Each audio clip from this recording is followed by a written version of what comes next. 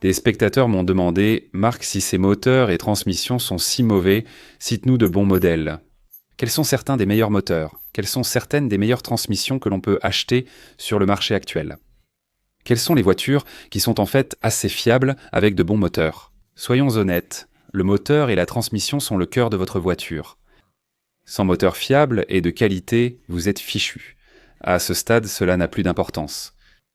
Allons-y directement. Je veux détailler cela parce qu'il existe de nombreuses variantes et beaucoup d'excellents produits sur le marché. On évoque parfois les pires ou les meilleurs, mais laissez-moi citer quelques points forts, d'accord? On y va? Quelques points forts. Commençons par le début, d'accord? Beaucoup se demandent, d'accord, les marques de luxe, les autres marques, tout ça. Mais parlons de quelques véhicules classiques, à commencer par Toyota, connu pour sa fiabilité. Ils fabriquent dans des moteurs très fiables. Leur moteur 4 cylindres turbo de 2,4 litres s'avère en fait être un petit moteur assez fiable. Maintenant, il est turbo-compressé, et beaucoup de gens ne font pas confiance aux turbocompresseurs. Je comprends tout à fait. Si tu devais le faire, tu le ferais? Oui, je le ferais probablement. Tu sais, pour le nouveau Tacoma et le 4Runner, je préfère le V6 atmosphérique. Absolument. Le problème, c'est qu'ils vont disparaître. Le 2,4, est-il correct? Je trouve que ce n'est pas aussi bien qu'un V6 fait pour durer 1 million de kilomètres, mais c'est correct. D'accord, je ferai donc confiance à ce nouveau 2,4 que Toyota utilise encore, surtout dans la gamme Lexus. Malgré tout, la disparition de ce V6 3,5 litres, c'était à peu près les meilleurs moteurs de ce segment.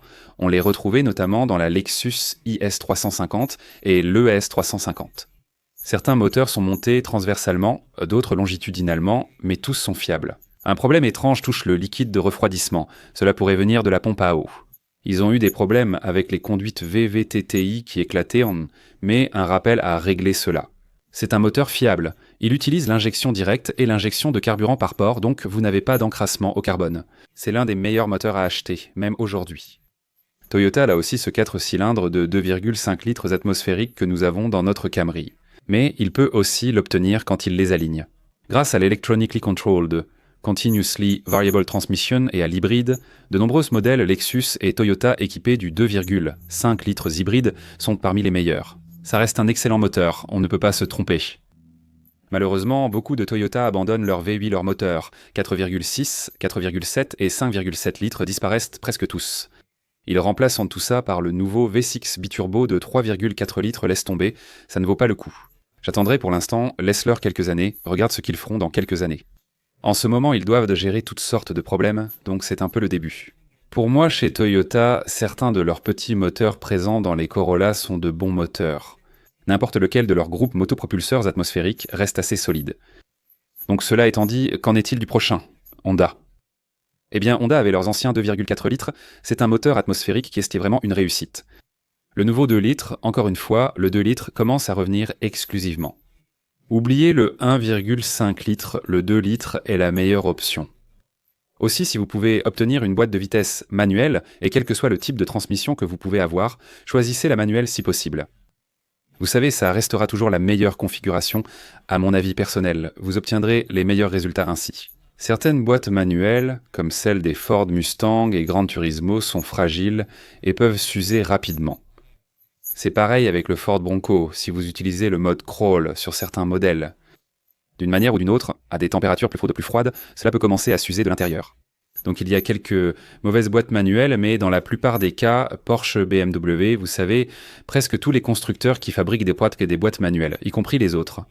Vous savez, tout le reste, y compris Mazda, fabrique une boîte manuelle fiable. Les boîtes manuelles restent parmi les meilleures transmissions. Cela étant dit, si vous voulez un bon moteur de voiture fiable, pensez au moteur chez Mazda. Mazda a aussi quelques points forts pour moi, Mazda, le 2,5 litres. Vous pouvez choisir la Gran Turismo Turbo ou la 2,5L atmosphérique. Bien sûr, ce qui est active, c'est top et fiable. Je ne sais pas quoi dire, d'où viennent-elles? Je ne sais pas, mais Mazda fait du bon boulot en ce moment, ils ont de super moteurs. Les moteurs 2,5 L turbo ou non sont robustes et tiennent bien la route. La boîte manuelle est aussi disponible, ce qui est top. Je choisirais ça. Soit une traction avant manuelle avec le 2 litres 5 Atmo, soit carrément le 2 litres 5 turbo. Prends un CX-5.0 ou CX-5 d'excellents SUV fiables, tu ne te tromperas pas. Donc honnêtement, Mazda fabrique certains des meilleurs modèles, ce nouveau 3 litres 3 qu'ils sont en train de sortir. Je ne suis pas encore sûr, seul le temps le dira, parce que c'est leur nouveau V6, ils essaient un peu d'imiter ce que fait BMW. Mais honnêtement, c'est vraiment difficile de dire à quel point ça va être fiable sur le long terme. Jusqu'à présent, tout va bien. Peu de problèmes rencontrés. Quelques rappels sur les systèmes start-stop et le véhicule qui s'éteint sans redémarrer, mais il s'agissait surtout de soucis électroniques, pas de moteur. Cela dit, bien sûr, parlons de certains des autres bons moteurs. Je vais être franc, on ne trouve plus vraiment de bons moteurs de nos jours dans les pick-up pleine grandeur. Vraiment les pick-up pleine grandeur. Si je devais choisir, j'irais probablement vers un ancien Rome. Tu sais, pour le 5,7 secondes, même avec le tic du MI, il suffit de ne pas les laisser trop longtemps au ralenti. Démarre, laisse redescendre au ralenti, puis pars doucement. Laisse-les chauffer naturellement pendant leur utilisation. Et tu seras tranquille, pour des centaines de milliers de kilomètres. Je pense que c'est sans doute l'un des meilleurs V8 du marché pour les camions pleine grandeur. Aujourd'hui, Toyota et Honda produisent d'excellents véhicules. Qu'en est-il des marques comme Audi? À mon avis, certains apprécient ce moteur Turbo-Fuel Stratified Injection 3 litres. Les résultats là-bas sont excellents, mais c'est un moteur très technique. Et je remarque que lorsqu'il faut démonter des pièces pour l'entretien, il faut tout démonter. L'avant, tout doit être démonté. Donc pour moi, c'est un moteur très invasif à posséder du point de vue de l'entretien et des réparations, mais il est assez durable. Dans les véhicules récents, le 3 litres Turbo Fuel Stratified Injection de Mercedes-Benz, c'est sans aucun doute leur meilleur. L'ancienne génération, le V6 Biturbo 3 litres, on le retrouve notamment dans la C43S, c'est clairement un de leurs meilleurs moteurs.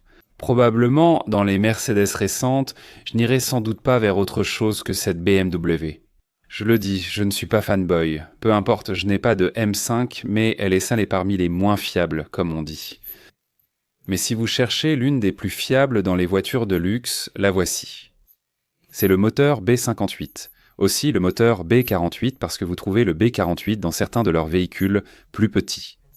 C'est aussi leur point d'entrée pour certains de leurs moteurs modulaires, le B38 sur certains autres marchés.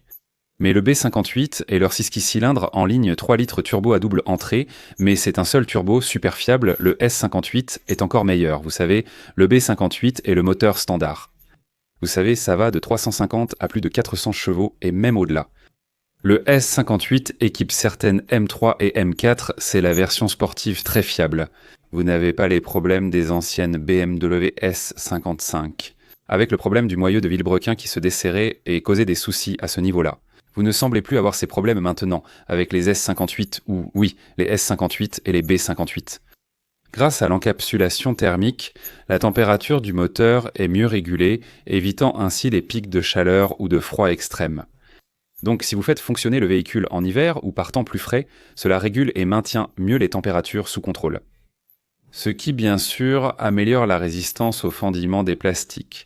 Donc vous avez moins de ce problème. Vous avez maintenant un véhicule beaucoup plus fiable avec ce nouveau B58. Parce que vous avez un meilleur système d'alimentation, une configuration de Villebrequin améliorée, un carter plus robuste, un meilleur système d'alimentation en carburant, un meilleur refroidissement.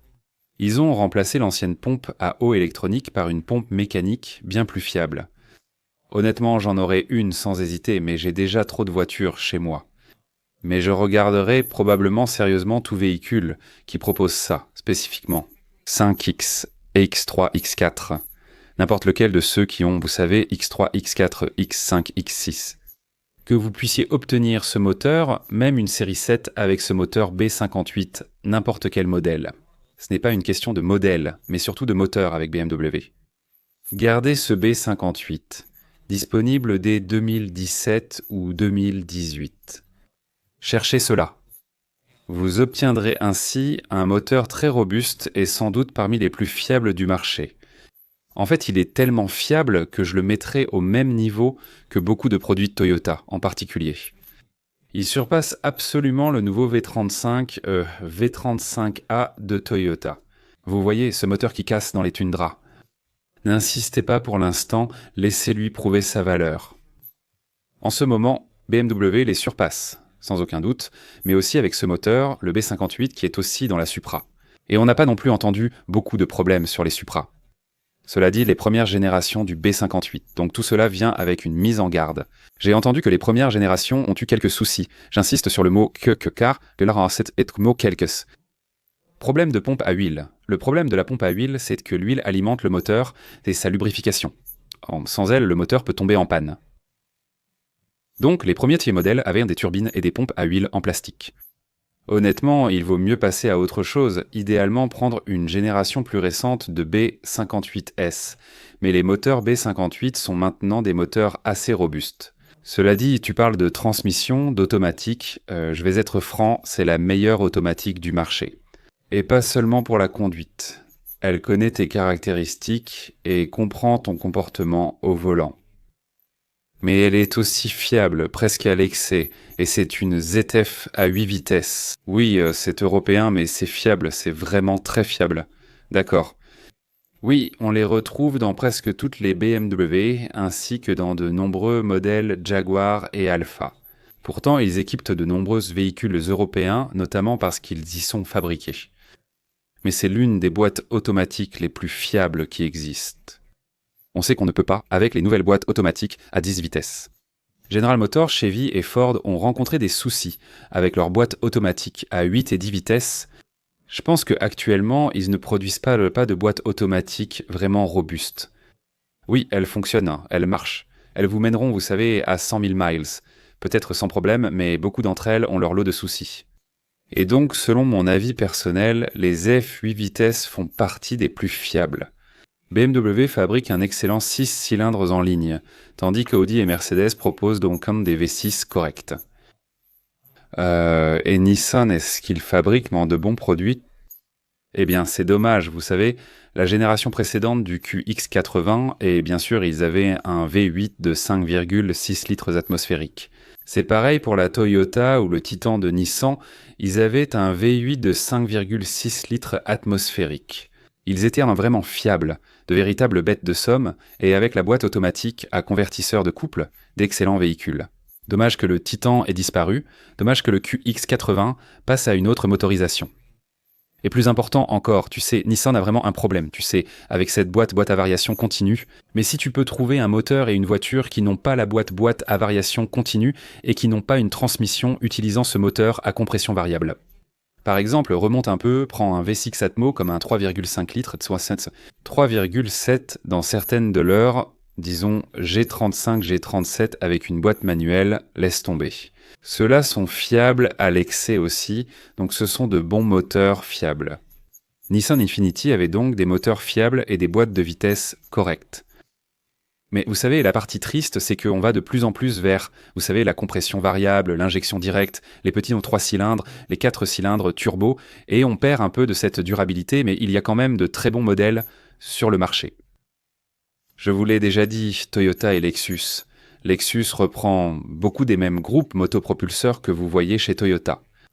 Ce V6 3,5 litres est un excellent moteur. Certains modèles ont aussi le 2,5 litres de Hull EC, avec le H, le 300H ou 350H ou 300H, c'est le 2,5 litres avec l'hybride. Oui, vous savez, Toyota et Lexus savent toujours faire un ensemble fiable. Mazda, c'est l'un des meilleurs, sans aucun doute. Mazda fabrique certains des meilleurs véhicules en ce moment, avec certains des meilleurs moteurs. Si c'est le côté sportif qui vous plaît, Honda en a encore quelques bons. Le 1,5. Certaines personnes disent que certains de ces problèmes de dilution de carburant et d'huile ont disparu. Mais vous savez quoi ? Je m'en éloignerai, préférant toujours une plus grosse cylindrée, 2 litres, voire 2,4 litres autrefois. Les Honda et Acura avaient le 3,5 qui est aussi l'un des meilleurs moteurs. Le problème, c'est qu'ils ont eu une série qui a eu quelques soucis avec le vilebrequin. Et il y a aussi eu des problèmes d'usinage et une série a fait l'objet de rappels. Assurez-vous de vérifier cela auprès de la National Highway Traffic Safety Administration. Donc si vous envisagez d'acheter un produit Acura ou Honda avec un moteur 3.5 atmosphérique, sachez 2 choses. A, ils ont eu quelques problèmes de vilebrequin, et B, eh bien, soyons honnêtes. Ils ont une courroie de distribution, donc tous les 100 000 miles, il faut encore changer la courroie de distribution. Étonnamment, ils continuent encore aujourd'hui. Sinon, c'est un bon moteur, il faut seulement surveiller la courroie de distribution. 100 000 miles équivalent à 160 000 km. 2 courroies de distribution en 300 000 km. Ça me paraît être un entretien assez faible. Sinon, si vous n'êtes pas concerné par ces problèmes de vilebrequin, c'est l'un des meilleurs moteurs. J'ai un voisin qui a roulé avec le sien pendant des centaines de milliers de miles dans son vieux Pilot. Il continuait sans cesse, avec juste un peu de rouille sur la voiture. Il l'a vendu pour un CR-V, préférant une voiture plus petite depuis qu'il est retraité. Il voulait juste un véhicule plus économe, car les 3.5 consomment trop. Tu sais quoi ? Certains de ces moteurs sont excellents. Si tu veux un camion moyen ou un plus petit. Je considérerais aussi le Ridgeline 3,5L de Honda, ou le 3,8L atmosphérique de Nissan avec boîte auto à convertisseur de couple. Mes deux préférés ont de bons moteurs, mais restent imparfaits. Il y a eu quelques problèmes, quelques bugs en cours de route, mais la dernière génération de Nissan, ils ont eu des soucis là-dedans. Il y a 10 ans, avec leur Frontier, ils ont rencontré des problèmes là-bas. Du liquide de refroidissement fuit et la transmission accumule les problèmes. Les dernières générations sont bien meilleures et ce 3,5 ou 3,8 litres est un excellent cheval de trait. Encore une fois, Ford a eu de la chance et du succès avec certains de leurs F-150. Si vous découvrez où sont ces 2,7 S et leurs soucis, sachez que les soupapes d'admission ont causé problème. Vous savez, certaines personnes ne jurent que par eux. Je ne suis toujours pas totalement convaincu parce qu'il y a eu de gros rappels. À prendre avec précaution, ils ont des déphaseurs d'arbres à cames et une courroie humide sur les pompes à huile. Honnêtement, si vous choisissez Ford, mon choix personnel pour le meilleur moteur est le V6 3,5 litres EcoBoost turbocompressé. C'est sûrement leur choix le plus sûr. J'éviterai probablement les moteurs 2,7 litres 6 et 3 litres S. À mon avis personnel, je passerai directement au 3,5 litres SPA. Là, il vous donne un vrai système de pompe à huile et c'est un vrai moteur. Il semble beaucoup moins problématique. Si vous choisissez le Ford, investissez dans le 3,5 litres. Sur le long terme, cela en vaut la peine. Donc au final, ce sont quelques-uns de mes choix préférés. Il y a encore de très bons moteurs, il y a encore de très bonnes boîtes de vitesse. Je conseille d'éviter les boîtes à variation continue, sauf chez Toyota avec leur boîte à variation continue. Cela augmente le couple à l'avant grâce à une configuration d'engrenage planétaire. Les Honda sont plus robustes, je ne les adore pas, mais elles se sont améliorées. J'éviterai totalement Nissan et la Jatco. Voilà mon avis sur les boîtes de vitesse, les doubles embrayages Nissan, ou Audi, Porsche, vous savez, beaucoup de marques, même Volkswagen. Ils ont quelques points faibles dans leur double embrayage. Elles fonctionnent bien, mais elles posent parfois des problèmes de conduite avec des à-coups. Elles sont très chères et nécessitent clairement plus d'entretien. Abîmer une dans une Porsche Macan coûte très cher. Donc les boîtes double embrayage peuvent être très coûteuses à entretenir. Donc si vous privilégiez un peu plus la performance et la conduite, les boîtes double embrayage offriront toujours une meilleure expérience de conduite. Cependant, la boîte automatique à convertisseur de couple ZF est presque aussi rapide qu'une double embrayage au niveau des passages de vitesse. Donc cela pourrait être un bon compromis. Sinon, la plupart des boîtes à convertisseur de couple sont tout simplement ennuyeuses et banales, et elles sont simplement plus utilitaires. Les boîtes de vitesse plus des data manuelles, la plupart du temps, seront plus fiables. Il suffit d'apprendre à conduire avec une boîte manuelle. On dit que les voleurs modernes ne savent pas conduire une manuelle, ce qui dissuade du vol, allez savoir. Bref, voici ma sélection de moteurs et de boîtes de vitesse. J'espère que cela vous aidera. Abonnez-vous à la chaîne et à bientôt. Regardez ça, vous allez adorer. Au revoir.